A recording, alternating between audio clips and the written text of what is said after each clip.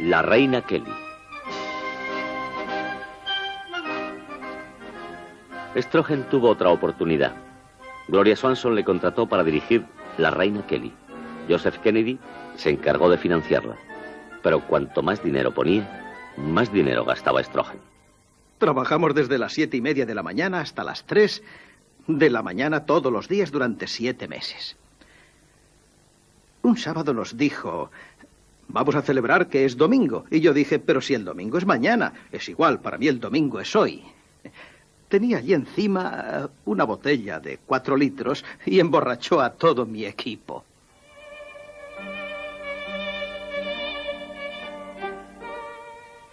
Reina Kelly.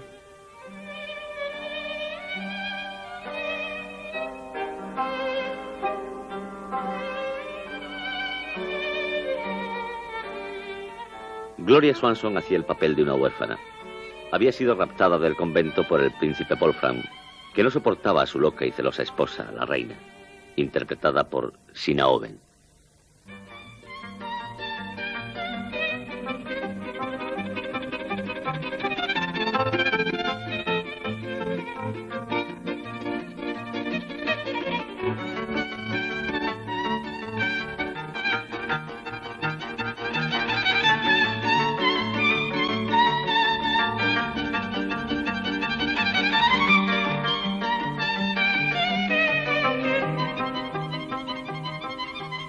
Es mío, te digo que es mío.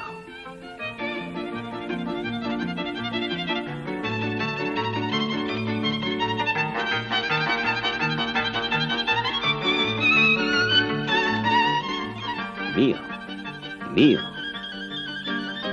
mío.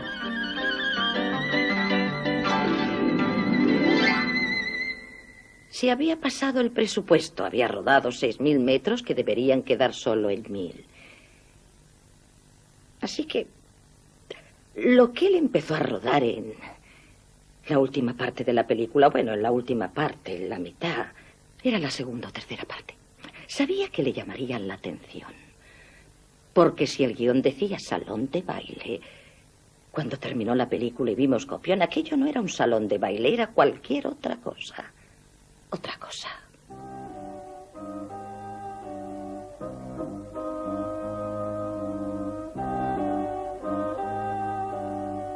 Las secuencias fueron cortadas y la película nunca se exhibió.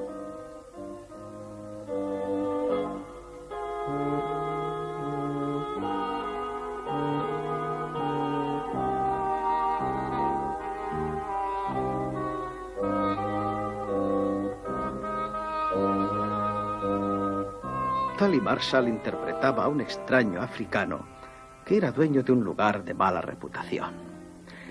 Iba a casarse con Gloria Swanson, que debía representar 18 años.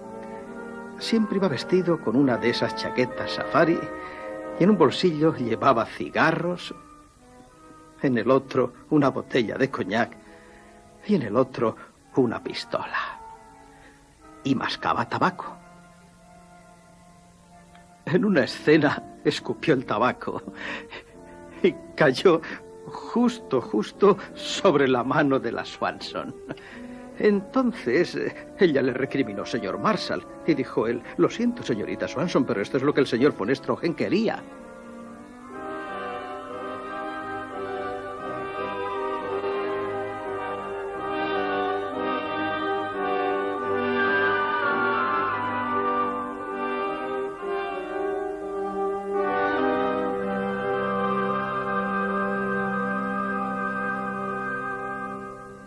Así que salí del plató y dije: no ruedo más.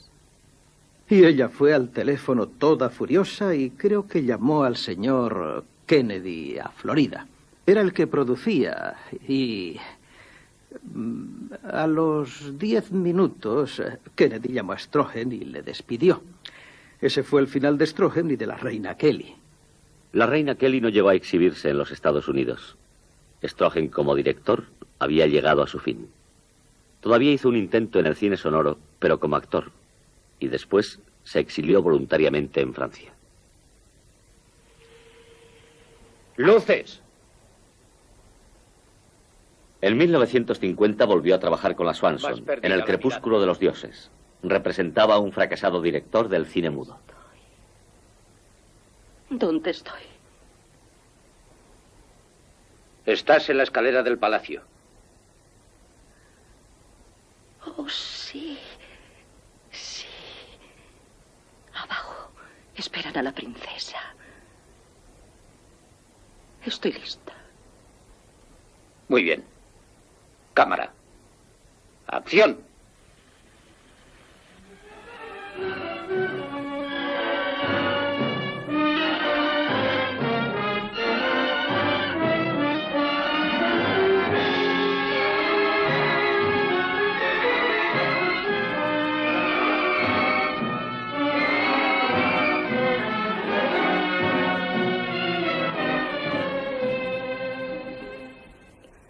Señor DeMille, estoy lista para el primer plano.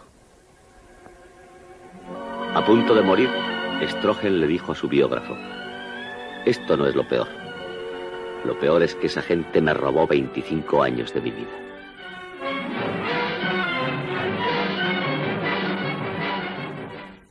Queen Kelly, film inachevé, marque la fin d'un certain cinéma, une certaine époque du cinéma américain. Elle marque aussi la fin de la carrière de Stroheim, réalisateur. Voici la scène où apparaît l'héroïne du film, interprétée par Gloria Swanson, qui en était aussi la productrice.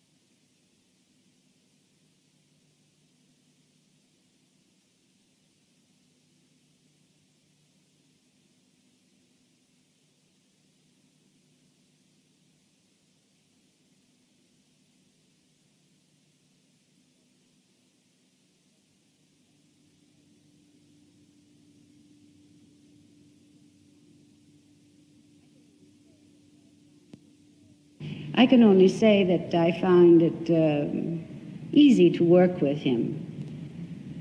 You know, some directors are thwarted actors, and they like you to impersonate them instead of giving your idea of a role. Now, DeMille, for instance, Cecil DeMille would say to an actor, well, I've hired you to act, so act. And if you're good, that's fine. If you're bad, I'll tell you you're bad. Now, another director by the name of D.W. Griffith, you could always tell when an actor had worked for Mr. Griffith because they had mannerisms like Mr. Griffith. You didn't even have to see his name on the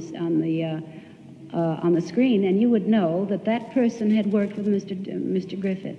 Now, von Stroheim was not like that.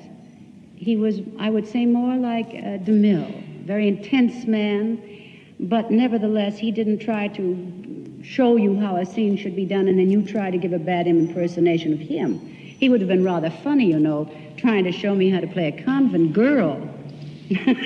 As a matter of fact, that might have been very amusing.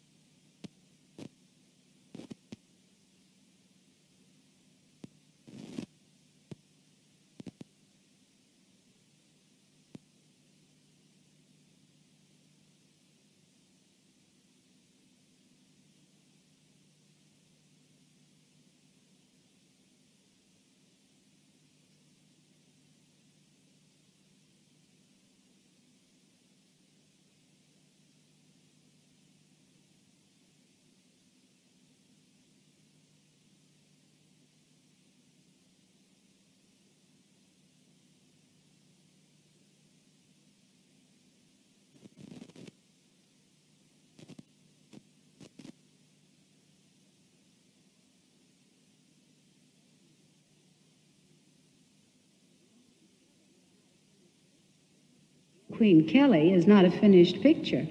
The only thing that was rather difficult at the time was that he was taking longer to do 1/3 of the picture.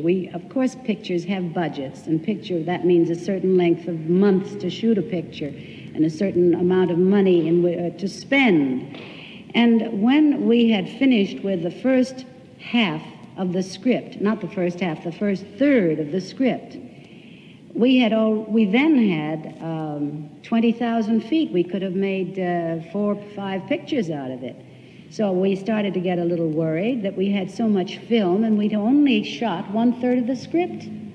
And we already were starting into about $600,000, which was a lot of money. And if we had continued at that pace and that amount of filming,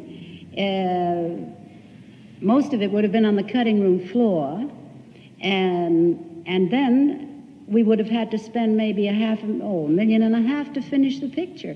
So time-wise, we were behind. We had a lot of film which we didn't need, which would never see the light of day on the screen. And so when we came now to a very important point in the story, where up to this time I had played a convent girl. And when the little convent girl leaves this imaginary kingdom, she is supposed to inherit, her aunt is sick, and she is in Africa somewhere.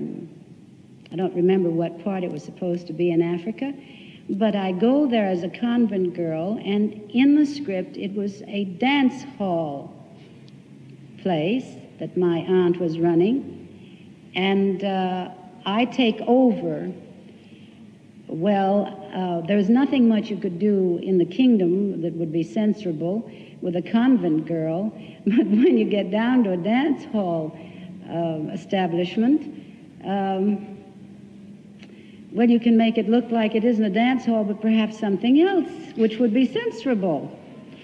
And this is what happened exactly, so that I looked not as much like a proprietress of a dance hall as I did, well, we didn't even get into that part.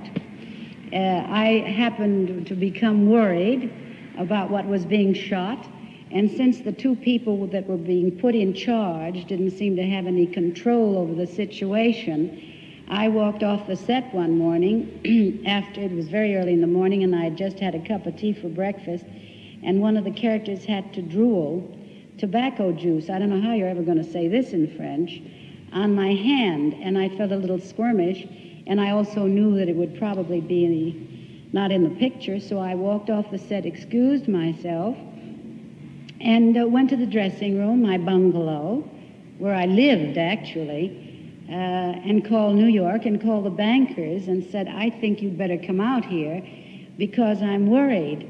Much of the stuff that we're making in this dance hall, quote, question mark,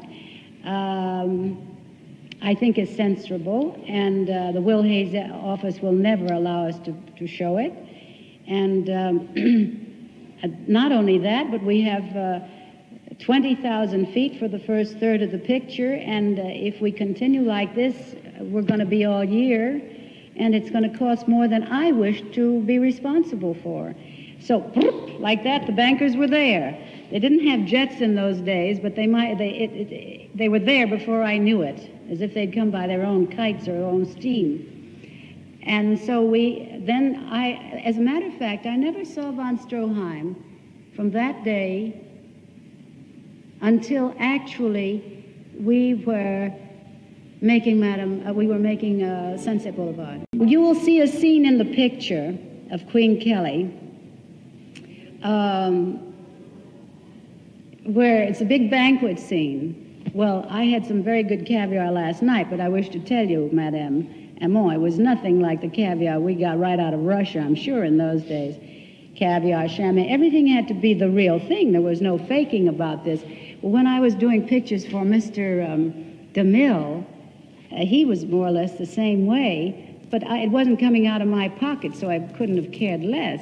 But here I was responsible, and I felt that if you could see it I don't mind any expense, it's on the screen. But when it's wasted, and you know most of it's going to be in the cutting room, because you can't take 25, 50 reels and make an entertainment of a picture, a normal picture.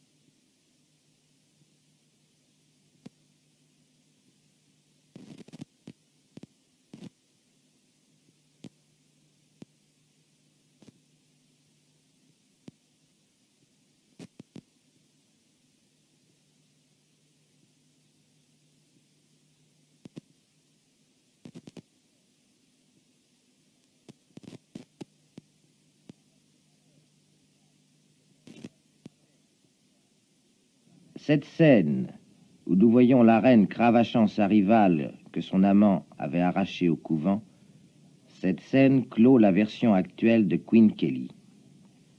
Dans l'esprit de Stroheim, elle devait être suivie d'une troisième partie dans laquelle nous retrouvions Kelly au degré le plus bas de la dégradation. Ainsi aurait dû s'affirmer, et s'illustrer une fois de plus, l'obsession majeure de Stroheim, dans cet hallucinant chemin de croix à l'envers en 3 stations, le couvent, le château, le bordel. Actually, face to face with Erich von Stroheim was when I did Sunset Boulevard. And we never spoke of Queen Kelly. In the whole 3 months that we were making Sunset Boulevard, I don't think we ever mentioned it to each other. We were glad to see one another. He, meantime, had had various interesting things happening to him, as I had. In an artist's career, you have your cycles of being everything going right, and then everything going wrong. I had been through this when I did Sunset Boulevard. My career seemed to be over. He, too, had gone through this as a director, but he had done something as an actor. And so when we met, we were very pleased to see each other. And it was a tremendous experience to work with him as an actor. You know, when we started Sunset Boulevard, we didn't have a finished script. And so many suggestions were made, and von Stroheim, who couldn't help himself, he was creative, he made suggestions, and I can remember Billy Wilder saying, "Oh, that's wonderful, but it doesn't further the story, and we don't have the footage for it."